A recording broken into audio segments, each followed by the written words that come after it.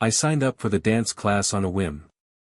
At 24, most of my evenings blurred into the same routine: late work, quick dinners, scrolling through endless screens until sleep finally claimed me. But something inside me ached for change, for movement, for rhythm. I never expected that the moment I walked into that polished wooden studio, my world would tilt. She stood at the front, her posture flawless, her every gesture speaking of years spent mastering an art form that was more than movement, it was presence. She must have been in her early 40s, but her age didn't dim her beauty, it sharpened it, like wine deepening in color and taste with time. The way she carried herself was magnetic, her shoulders relaxed yet strong, her steps precise, her smile radiant in a way that felt both inviting and untouchable. "First time?" she asked when her eyes found mine. Her voice was warm but laced with playful amusement. I nodded, feeling clumsy already just by standing there. "Good," she said, a teasing curve on her lips. "Then you'll learn to keep up. Don't fall behind." The class began, music filling the air, echoing softly against the mirrored walls. I stumbled through the first steps, tripping over my own coordination, but she didn't laugh cruelly. Instead, she moved closer, her perfume subtle, hints of jasmine and something richer, something I couldn't name. Her hand rested briefly on my shoulder, guiding it back into alignment. It was such a small touch, yet it sent a ripple down my spine, like she'd pressed a hidden switch I hadn't known existed. "Relax," she murmured, her eyes catching mine in the mirror's reflection. "Dancing isn't about perfection. It's about listening." The words stayed with me. I tried to focus on the rhythm, on not stepping on anyone's toes, but my attention kept drifting back to her, the way her skirt moved with each spin, the way her laughter filled the room when students messed up, the way her gaze softened when someone tried their best. For a moment, during a partnered rotation, she slipped into place across from me.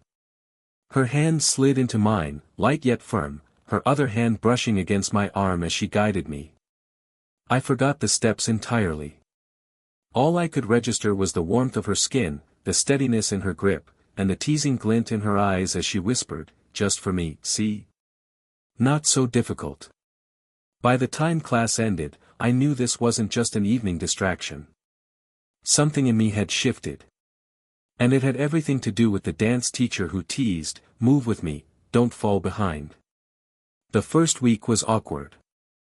Every time I stepped into that studio, the smell of polished wood and faint perfume made me feel like an outsider trespassing on something elegant. My shoes squeaked too much. My shoulders were too stiff.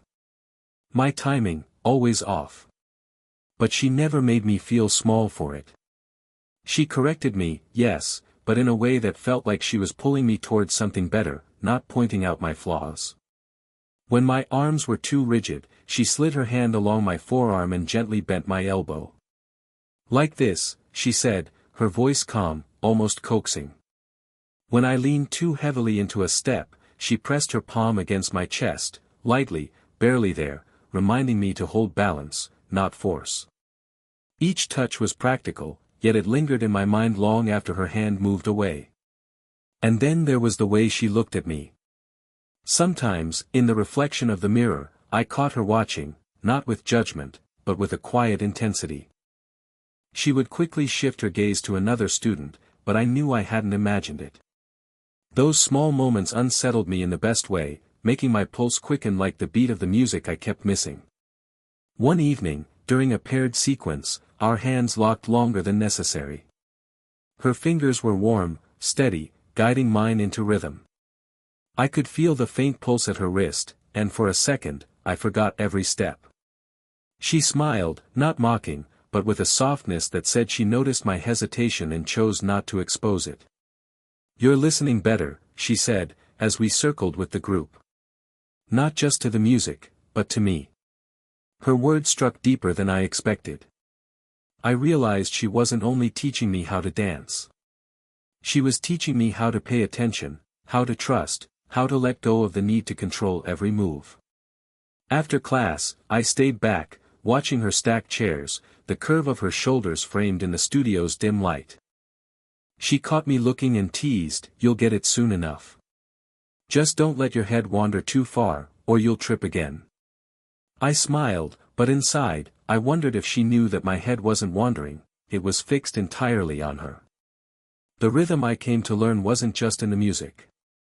It was in the quiet, charged spaces between her touch and my breath, between her laughter and my silence. And slowly, I was beginning to understand it. By the third week, I no longer felt like a complete stranger to the studio. My steps were still rough, but at least I could move without tripping over my own feet. She noticed. I could tell by the way her eyes lingered a little longer, the curve of her smile when I caught the rhythm on time. That evening, the room was alive with music, something faster than usual, a track meant to test us. She clapped her hands once, drawing everyone's attention.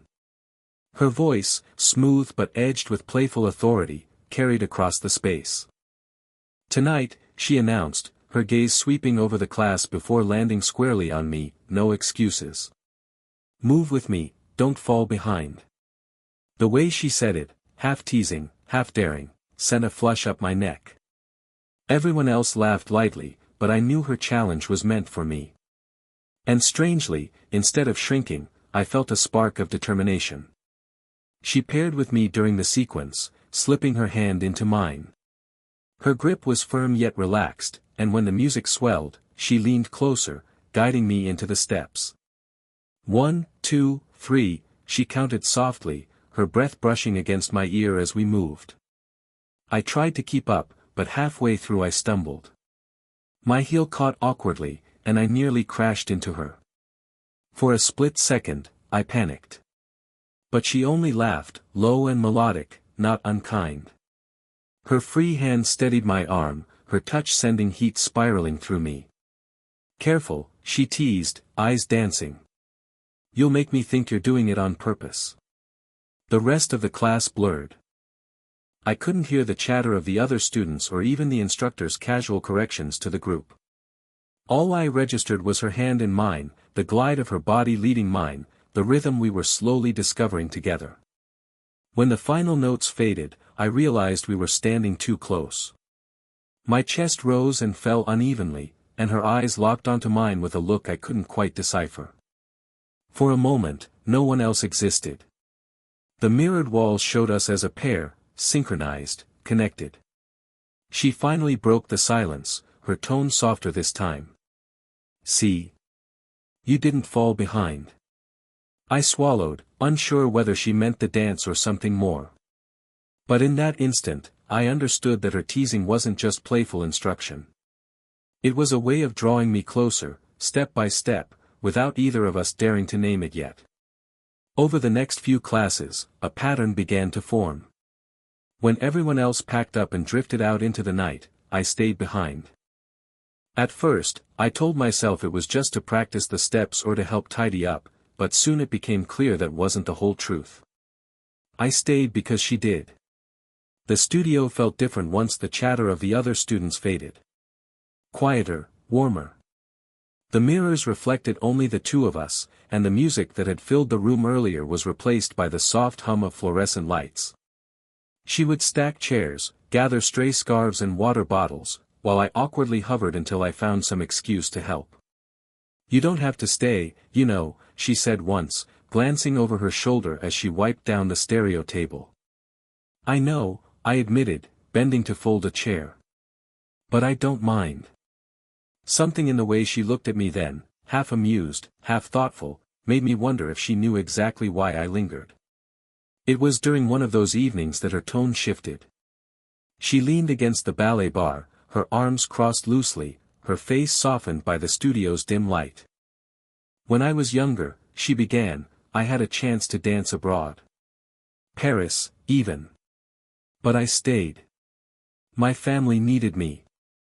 Her voice carried no regret, yet her eyes did. Just faintly, like a shadow behind the brightness. I didn't know what to say, but I knew what I felt, an ache for the sacrifices she had made, a respect that ran deeper than admiration. Do you ever wish you'd gone? I asked quietly. She gave a small smile, almost sad. Sometimes. But life is full of choices. We don't get to live them all. The silence that followed wasn't heavy, it was intimate. I wanted to reach out, to put my hand on hers, but instead, I just stood closer, letting the moment speak for itself. Eventually, she laughed softly, brushing away the weight in her tone. Listen to me, getting all sentimental. You came here to learn to dance, not to listen to an old woman ramble. I shook my head quickly. I came here to learn. But I think, this is part of it. Her eyes lingered on me a little longer than necessary. Then she pushed off the bar, her shoulder brushing mine as she walked past. It was such a small touch, yet it carried a quiet promise. That night, as I stepped out into the cool evening air, I realized it wasn't just dance lessons keeping me there anymore. It was her. The studio was quieter than usual that evening. Only a handful of students had shown up, which meant more time for her to circle the room, correcting details, refining steps. For the first time, she chose me as her partner for the demonstration. My pulse spiked the moment she took my hand. Relax, she said softly, sliding her fingers into mine. You're too tense. Trust me. Her hand guided mine downward until it rested against the curve of her waist. I froze, the warmth of her body beneath the thin fabric catching me off guard. Her eyes met mine, steady but not unkind, as though silently daring me to hold my ground. This is where your hand belongs, she continued, her voice low, meant only for me. Not too tight, not too loose. Just enough to let me know you're here. I swallowed hard and adjusted my grip. The music swelled, and we began to move. At first, I worried about every step, about tripping or pulling her off balance, but gradually the rhythm carried us. Her body moved with such fluidity that I couldn't help but follow. Each shift of her hips, each subtle turn of her shoulders drew me in closer, until I was no longer thinking about dance at all. I was aware of everything, how her perfume brushed the air each time she spun, how her breath quickened as we matched strides, how her hair grazed my cheek when she leaned in. For the first time, it felt like we weren't teacher and student. We were something else entirely, two people moving as one. At one point, she paused, her lips near my ear. Don't think, she whispered, her tone almost teasing. Feel. Her words worked like a spell. My heartbeat synced with the rhythm, with her, until even the music faded to the background. The world shrank to the pressure of her hand against mine, the steady rise and fall of her breath, the quiet intensity of her gaze locked with mine. When the track ended, I didn't let go right away, and neither did she. Our hands lingered, suspended in that fragile space between what was expected and what was unspoken. Her eyes softened, though she quickly broke the moment with a small smile, stepping back as though nothing had happened. But I knew it had.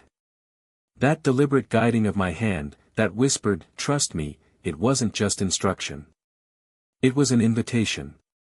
And I wasn't sure how much longer I could resist answering it. After that night, everything between us felt different. I could no longer separate the lessons from the feelings building beneath them. Each class was a balancing act, trying to keep my steps steady while hiding the storm inside me. But the truth was impossible to ignore, I was falling for her. It wasn't just the way her body moved with precision and grace, or how her laughter filled the room like music of its own. It was the small, quiet moments, the way she'd look at me when she thought I wasn't watching, or how her hand would linger just a second longer than necessary when guiding mine. Those moments carved themselves into me, leaving marks I couldn't shake. And yet, I battled with doubt. She was older, experienced, someone who had built a life before I'd even begun mine. What could I possibly offer her? Surely this was nothing more than passing amusement, a teacher encouraging her student. I told myself that, over and over, but my heart refused to listen. One evening, as the final song faded, the other students began packing up. I expected her to let go of my hand as usual. Instead, she didn't. Her fingers remained wrapped around mine, light but deliberate. My breath caught as I looked at her, and in the mirror, I saw the reflection of two people standing far too close, caught in something neither of us had dared to name. Her eyes softened, but they didn't waver. Slowly, her thumb brushed against my palm, the smallest of gestures, but it sent a rush through me stronger than any embrace. It was as though she was testing the waters, asking a question without words. I didn't move. I couldn't. My body was frozen between the fear of what this meant and the desire to let it happen. For a moment, the world outside the studio disappeared. The mirrors reflected only us, the faint hum of the speakers seemed to fade, and all I could hear was my own heartbeat pounding in my ears.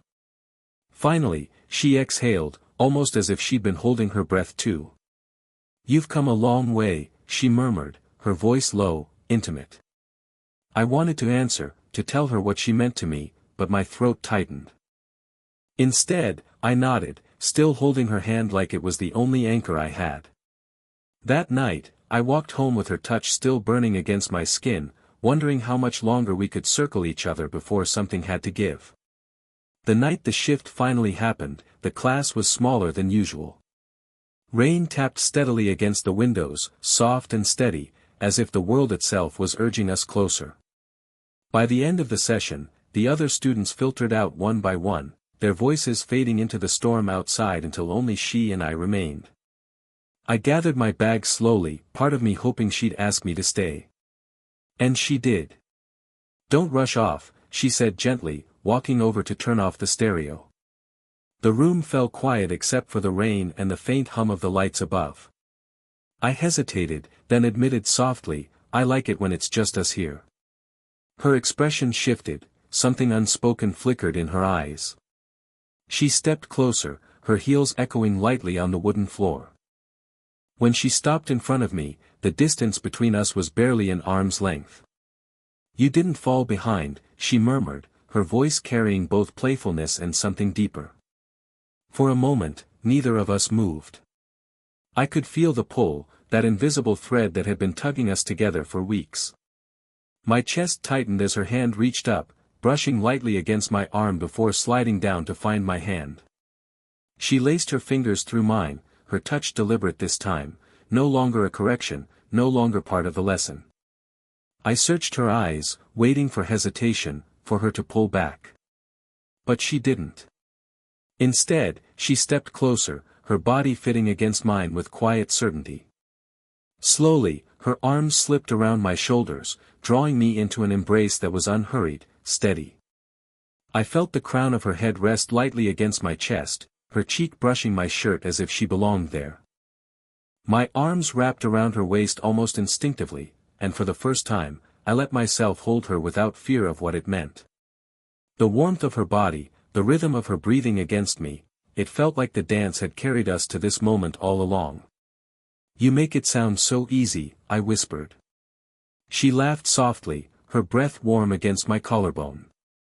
"That's because you finally stopped thinking." We stayed like that for a while, swaying gently as if the music had never ended. The storm outside no longer mattered, nor did the difference in our ages, or the world waiting beyond the studio doors. What mattered was that we had found our rhythm, quiet, steady, and ours. When she finally pulled back, her eyes shone with something tender, something certain. "You didn't fall behind," she repeated, and this time, I knew she wasn't talking about the dance.